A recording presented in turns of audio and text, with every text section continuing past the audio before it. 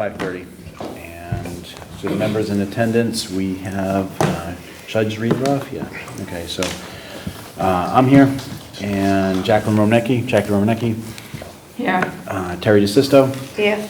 Andrew Costa. Here. We have Jerry Freecoat. Yeah. Jeremy Guay. Sure. Did I pronounce your last name right? Gay. Gay, okay, very good. Laurie Regan. Here. And we have Ed Stanton. Here. And we have number 10, Rob Geddes. Here. And we have Dave Sawyer. Here. And we have Jason Parento. Here. And that's it, yeah, I didn't miss anybody. Very good, so we do have a quorum. Okay, so turn it over to, You. turn it over to me? You want to review it? Oh, that's right, first thing is approve the minutes, I'm sorry. I haven't done this in probably a couple of years, Jack's been doing it. So, yes, do we have a motion to approve the minutes? So moved. We have a second, very good, I knew that part, so. All right, and we have, we don't need to do a roll call because we're all in person, so all the ayes say aye. Aye. The nays say nay, very good, the ayes have it, the minutes are adopted. Okay. So now, the next thing is we turn it over to a construction update. Yep. Okay, take away, guys. All right, so these are updated drone photos from this morning. The front of the building, not a whole lot going on in the front. We finished spreading that last pile of loam at the front bus loop, and we are scheduling hydro seeding for later next week. And that will pretty much wrap up the front of the building. There is training on the electronic site sign tomorrow. So hopefully the school can start displaying some messages on that site sign for the parent drop-off and pickup. Moving over around the building, on the west side of the building, all the sidewalks at the Brennan entrance are now complete. We've touched up the loam and are scheduling. There's a little bit of fencing. This fence continues all the way along the backside of this sidewalk. So the fencing should be starting towards the end of this week and wrapped up next week. And again, we're scheduling hydro seeding for the lawn areas. The Brennan entrance site sign right here, we are pouring the last section of that on Friday. And then the masons will be on site next week to install the brick and the stone veneer. And the sign is ready to be installed whenever the base is ready. So that will match the sign at the entrance to the Attleboro High School. I will just say Brennan Middle School or Elementary School. We are also working on installing the P-stone and landscaping around the chiller enclosure, and the fence sub will also start installing that fencing as well. At the back of the school, this is where the majority of the work is taking place. So on Friday, we will be pouring the last sections of concrete sidewalk. So this section right all along here on the west side of the bus loop, that is getting poured on Friday. And there's a little section here that will also be getting poured on Friday. And that will be the last of the concrete walkways that we're going after this summer or this fall. The road extends, these asphalt walkways, these are prepped and ready for asphalt. Probably by the end of the month, those will be fully paved, and all this is lawn area that will be prepped and hydro seeded all by the end of the month. As you can see, the Cafe Plaza, the pavers have been completed, all the trees are planted, just need some hydro seeding in these lawn areas. In the middle of the bus loop, these are the pavers that are getting installed. They will be complete by the end of the week, and then students can walk across the bus loop through the bus loop walls.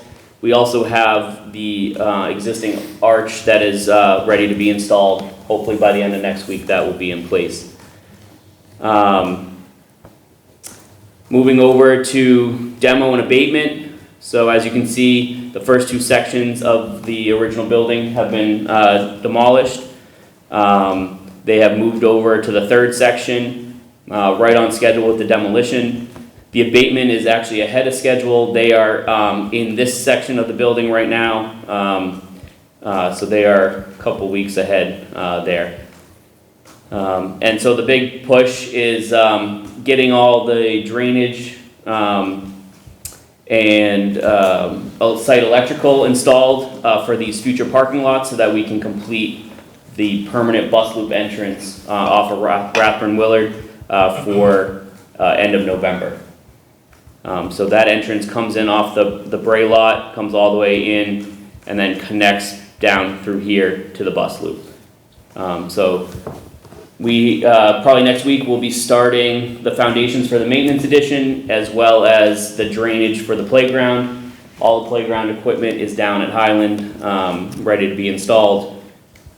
Just need to get the underground going and get that in place. Our plan is still to complete the playground prior to the winter. There are temperature restrictions with the poured in place rubber.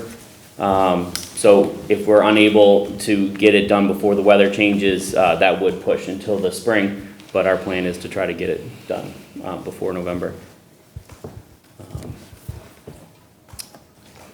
That's about it. Any questions? Inside the building. Is the storage outside in the parking lot to the way you're doing excavation, is that in yet, or is that still to come? The underground storage? Underground storage? You get retention under the parking lot that extends into Under the one the... that we're looking at. Yeah, right Yep. there. Yeah, It's not in yet. it's not in yet, okay. Right, only half of it is in. Yeah, once the demo sub's a little further along, we're starting that work. Okay. Yeah, the foundation, there, we found the original SOE from the pool, Ah. buried, about 25 feet deep, so they're working on getting that removed right Little now. present for you. Yeah. Inside the building, mainly just punch list. We're down to about 200 items at this point, which is very good. We do have a work to complete list, number of items back ordered, shop equipment, some AV equipment that we're, as they come in, we're getting them installed, coordinating with Kate and Jeremy to get into the building and complete that work. We do have the DESI inspection on the 23rd, September 23rd. So we're pushing to get all the shop equipment tied in and functioning, operational. Pretty much just metal fab, it's the big one right now, and then some of the auto lifts in the auto shop need to be tied in. The video wall, I don't know if anyone came in the front entrance, but the video wall is installed.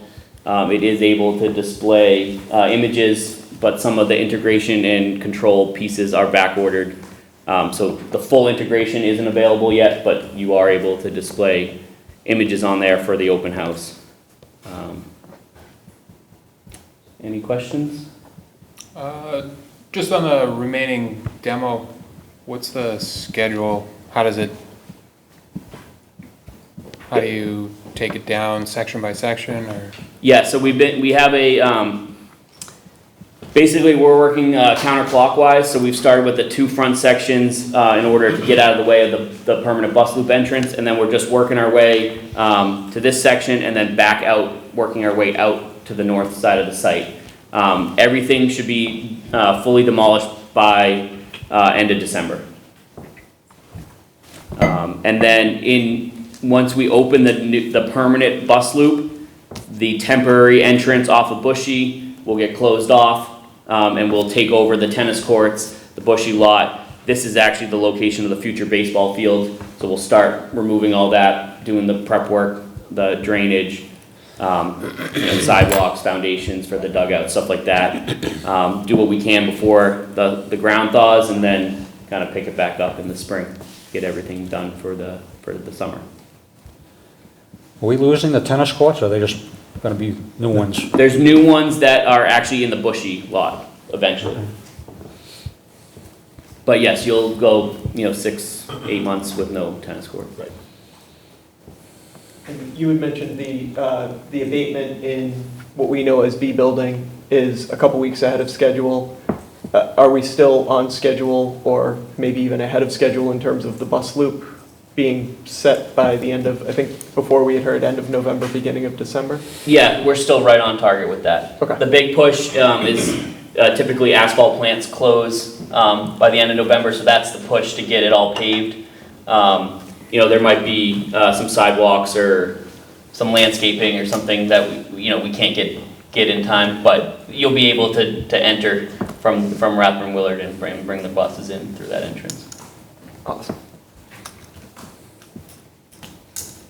Just a few other things to note. We are adding light towers to the back of the existing school and around the tennis court area per the request of Mark Hool, because lots of people are still utilizing that for parking and with the football game and practice and different things happening at night.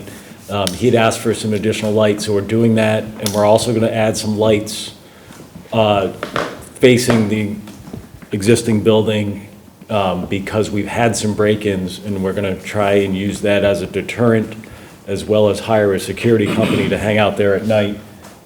So you will see some light towers going up around the site, which some neighbors might question, but we feel it's important because it's all safety related. I mean, question, Temporary. complaint. Yes, Yeah. complaints. Just want to know what phone call I'm going to get. So is, Yeah, I alerted the abutters through our email list this morning. and would the lights, can they be directional so that so that the folks on the Burndale Ave side aren't as impacted, because it's pretty clear now?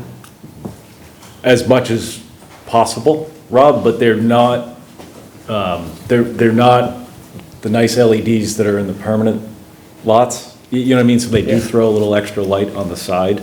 But Okay. yes, we will absolutely try to direct them away from houses. Okay. But I don't want to lie to you and tell you that some might not reach there. Would light plants be available with the cloud, I don't know what you call it, the newer ones, that have like a bubble?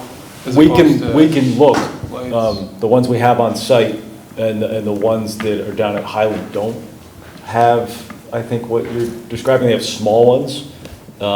But we can look into, because we might need a couple extra to see if there's some available. That will throw less. And the ones that you're going to put up, they're run on a generator, correct? Yes. So they're not quiet. Correct, good Right. point. So that's probably the other call you're going to get. What is that humming noise? And then the other thing I wanted to mention, and I don't think it came up at this meeting last month, but it comes up and gets blown out of proportion. We did have a couple of roof leaks. Those of you in the Wednesday meeting, I'm gonna say the same thing, 90 to 95% of the time we have a roof leak, it's because it's due to a penetration, a pipe, a conduit penetrating the roof, and it didn't just get properly sealed. It happens sometimes. We have over 400 penetrations in the roof, so every once in a while, one gets missed. But the last rainstorm, we did identify some areas, the roofer has been back, sealed everything. We don't feel that there are any any more roof leaks, and just want to make it known that the roof is not failing, it's not a failed roof, there's just a couple of penetrations that need to be resealed, that's it, so. So, if I remember right, we went with the more expensive membrane, the thicker one. We did. That had a longer warranty. Yep. How do these ceilings around the penetrations, is that a separate issue than the warranty of the membrane, or how does that work? Because, I mean, what was it, a 20 or 30-year membrane we got? The 30-year. I think we one. landed It was a 30-year, okay. And we already have the warranty. We've received Yeah, it. so do these penetrations, if one of them become faulty 5, 6, 7, 8 years from now, 9 years from now, is that covered under the warranty, or is that sort of a separate issue? It is. Yeah. Joe is not, okay. Yes. It's not covered under the roof warranty, though.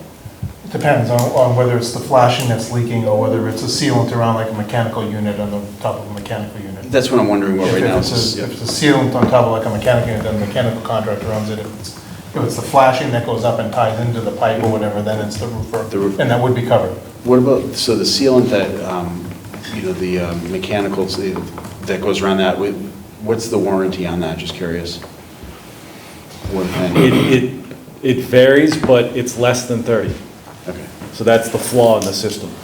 okay, less than 30, not 2 or 3 years, probably more than that, or does Yeah, it depend? the difference is that typically, if you're going to get a failure from a panel on a unit that's not installed properly, or didn't have the right back seal on it when it was installed, that shows up early when you have rainstorms. When you have different kinds of sealing problems with heat welding or something in joints in a roof. Sometimes that doesn't show up until a while after that because it takes a while for it to work through with freeze-thaw conditions. So typically, if you're gonna have a problem with a roof leak through a mechanical unit, it's gonna happen in the first year. If it's gonna be other roofing, that's why we like to have it like 30 years, because it does protect you for that. But if you're asking about like another pipe penetration and we seal around it, I think the warranty's only like 5. Okay, just curious. I think everybody in the room that's from the city knows about the horrors of Wamsett and Brennan. You've heard the stories 100 times, so that's just what I was thinking about, was what the warranty coverage is, because there's, I mean, it's before I was mayor, but there was a lot of finger pointing, it's their fault, it's their fault. And we never got it done, and Dave and I finally made the decision to let's just pay for it, let's just do it, you know, and so but that was, what could have been a $50,000 project ended up being a $4 million project. So I was just curious how that works, though, so thank you. But we did it for $3 million. We did. Go ahead. Yes, sir? Were any of the leaks adjacent to drain penetrations, Roof drains? roof drains? No. We did get a couple like sweating roof drains where just the insulation needed to be adjusted, but no physical leakage, just condensation building up on the drain body. And we had a couple of good tests the past few weeks. Yeah. So that's why we're confident. Plus, we've been monitoring it, Skanska's been monitoring it for 3 years, so been a lot of eyes on this roof. We have PTSD. Yeah. Understood. Any other schedule or construction? Thank you. No? Then change order, Corey? Let's Yep. do that. Change order 24, there's only 2 GCRs, GCR 177 additional scan cards. So the original plan for the school and specified amount was 500, and the school requested more. So that is $13,956.80. And then GCR 179, added ports in DT07 per the request of Jonathan. That was $11,035.27. Total change order, $24,992.07.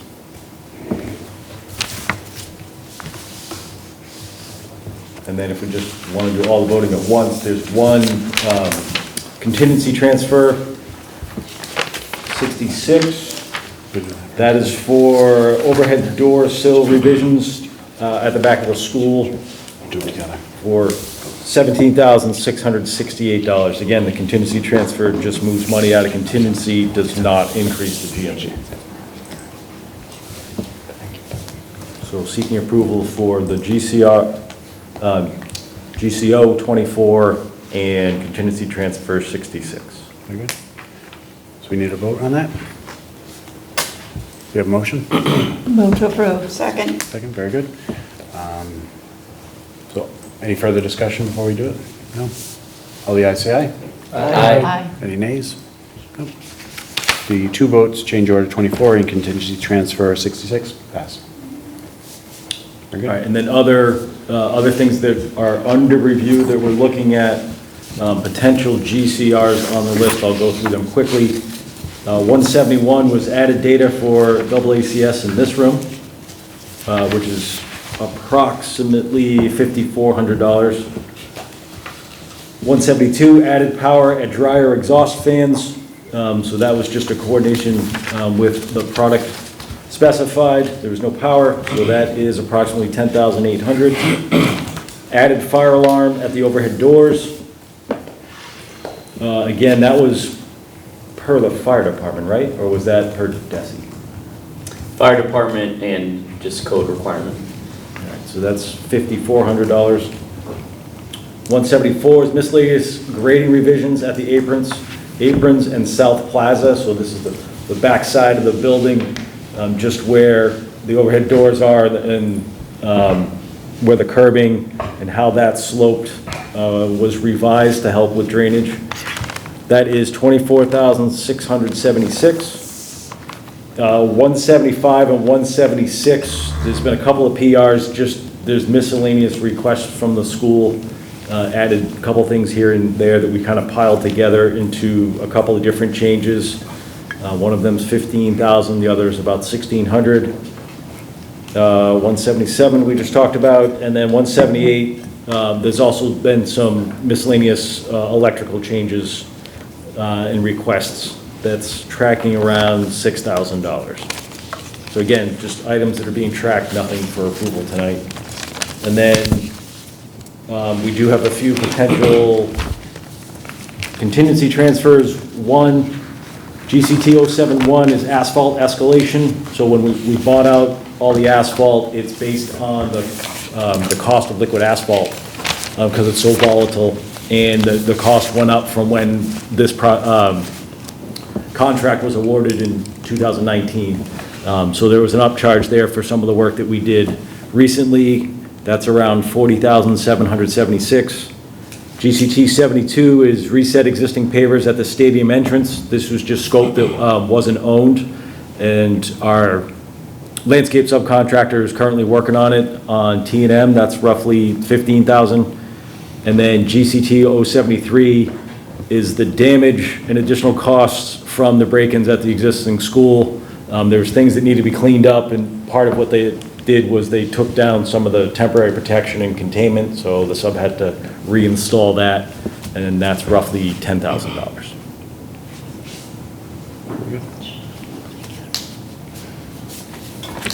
And then just from a allowance standpoint, we are still trending to be at or under budget.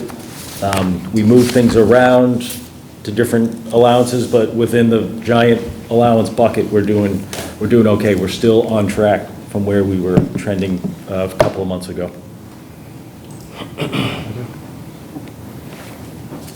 Is that for you guys?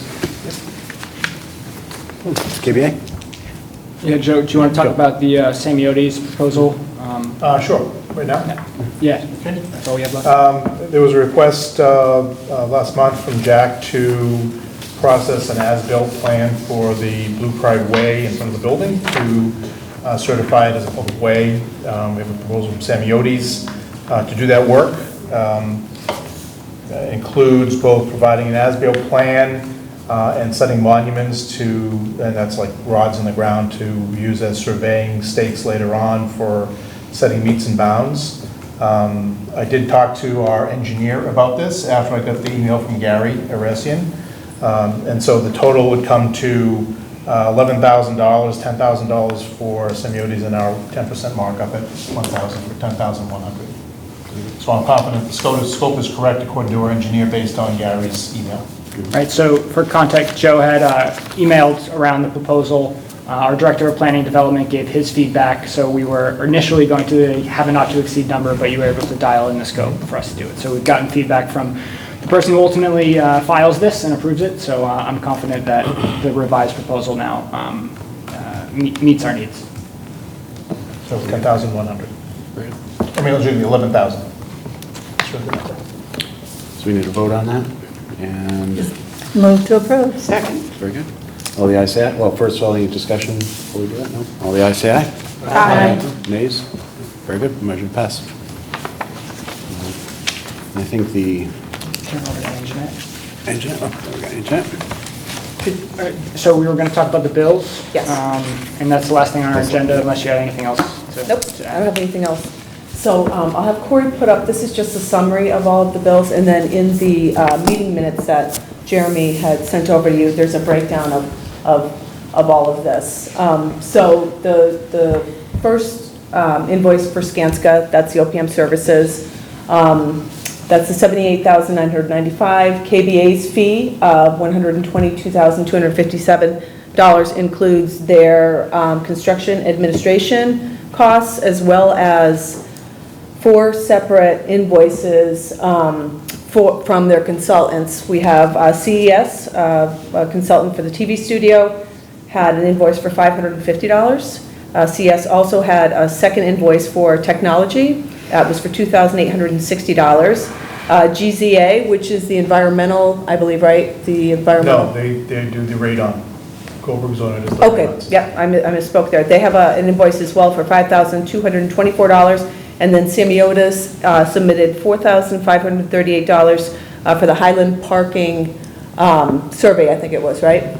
So that brings it up to the 122. Consigli's invoice, just for their base contract work, it was $4,281,687. They did bill out some of their change order work, bringing their total invoice down to the $4,402,450.71. Less retainage held. Their invoice, the amount certified is $4,243,648. So we had a lot in the miscellaneous project costs there, and the FF&E. There were invoices received for the owner furnishings. That would be all of the work that Casey had done. So we've had invoices from WB Mason, that was miscellaneous items, and Robert Lord was actually the furniture and finishes, furniture, chair, desk, that kind of stuff. So the invoices total for the FF&E, $1,377,483. The breakdown is, there was 3 from WB Mason, $3,137, $72, $1,410, and then Robert Lord's invoices made up the difference. And there was 5 of those, $609,000, $458,000, $296,000, $1,630, and $7,667. Casey goes through each of the invoices when they come, and she literally goes room by room and checks off if it's not only, it has to be in the room, it has to be installed, and it's got to be installed correctly. And if it's not, then she marks, whatever deduction is required. So then, Scott Goodrich is the AVIT consultant, and there were a number of invoices submitted for all of that. There was invoices from Apple for, I believe it was the keyboards, that was for $23,387. That was for actual computers. It was that this invoice, until we certified that everything was delivered and installed, they were holding up an order on keyboards. Right, okay, So you're right. we're waiting for this to be approved from Scott Goodrich, sub-consultant. So that'll be paid this week, then they'll release the keyboard order, because computers don't come with keyboards, apparently. And then there was invoice from Ockers for $12,350. The Sweetwater invoice for $2,533. I believe that was for the cafeteria system, for the lunch system, I believe. I think so. Yep. And then Hub Tech, there was 6 different invoices, $2,533, $10,307, $19,432, $8,400, $7,000, $2,800, and $52,250. And again, all of these invoices, Jonathan receives them, Scott Goodrich goes through every single one and compares it to the original PO and makes sure that, number one, it's on site, it's installed, and that it's accurate before he recommends it for payment. Also, Pro AV submitted 4 different applications. Again, Scott reviewed them all, made sure everything was in place. $25,442, $20,500, $95,342, and $70,800. So a total for the AV IT this month for the invoices is $350,583. And then in the other project costs, this would be for, we had some testing. It was Briggs. They have to still come out and do, when we pour all of the walkways, they're still doing the concrete test. So that was for $2,284. And then the mover, STV, has submitted their invoice, and that was for the move management services. That was Eva, that was Chrissy. That's all the work that they did. That was for $13,522.25. Sterling, the actual movers, gave us an invoice. It's the only invoice, the last invoice we're going to get for them for the actual move, and it was $159,650.24.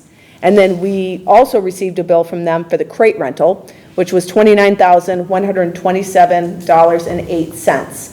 Total of $204,584. And I will say that both STV, the mover, and Sterling are under budget.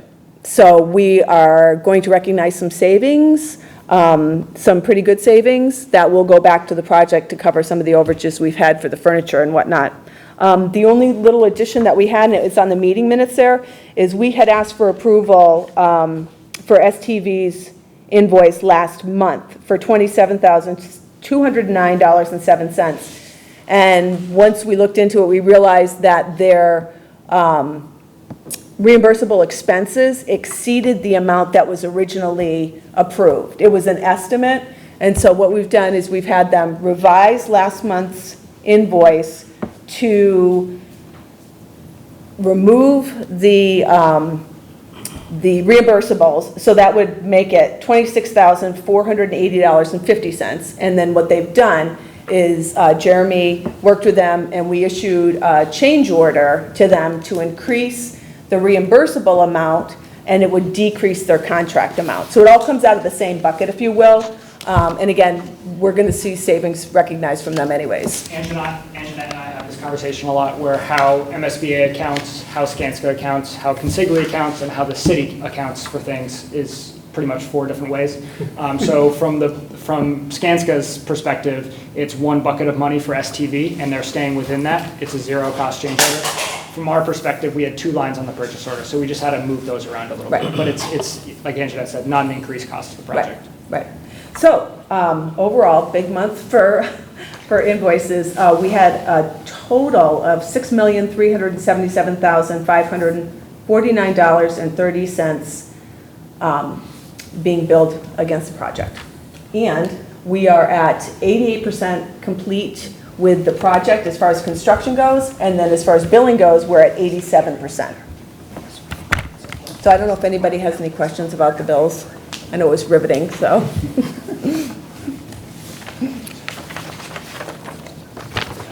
Sorry, what was because the total on the agenda, it was 6.4 million? Hold on, let me. oops, Jeremy sorry. just explained that to me. Yeah, I asked so, the same question. yeah, so I believe when we have something on here, both the Sweetwater invoice, the STV revised that are included, and so what's your number, Anjanette? 6? I have, Corey, I can't see because your hand. Can you go up a little bit, just to the top there? Up a little bit more.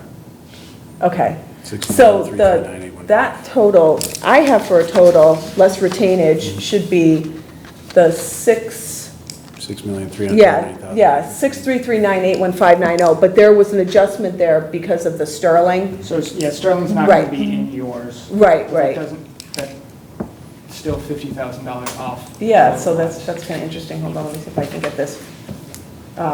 That number, I know, that's the number there, so that, I'm not sure if it was just. Is that 6,339,000 the number we're going to vote on then, or should it be the 6,404,000? So we should ignore the total that I have down here. Yeah. And vote the individual invoices as presented. Right. And Individual, then okay. when I do the minutes for you all to You'll put the approve total next on. month, the total will be correct here and we'll match that. Right.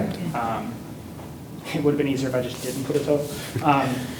So yeah, vote the invoices as listed individually and discussed by Anjanette just now. Move to approve. Sorry about that. Second. Any further discussion? Very good. All the ayes say aye. Aye. Nays? Very good. That is adopted. And I think that was the last order of business on the agenda, but does anybody have anything new they want to discuss? Mary Ann, anything?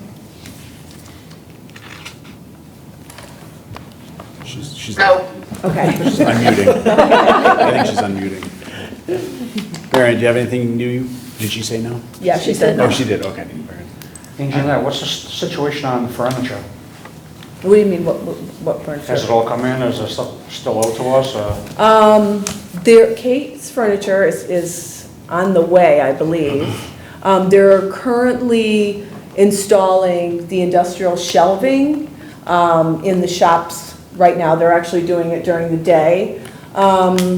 There was some additional furniture ordered, I believe some privacy screens and then some mail slots and stuff like that. But I think there might be a few random items that are left to install, maybe some chairs, I think, but it's substantially complete, if you will. And all the stuff came in for the bistro? That is under Consigli's contract. That'll be end of October. We have temporary tables and chairs installed right now. Right. But we're back ordered, along with like some of the ottomans and the rocking chairs for early childhood.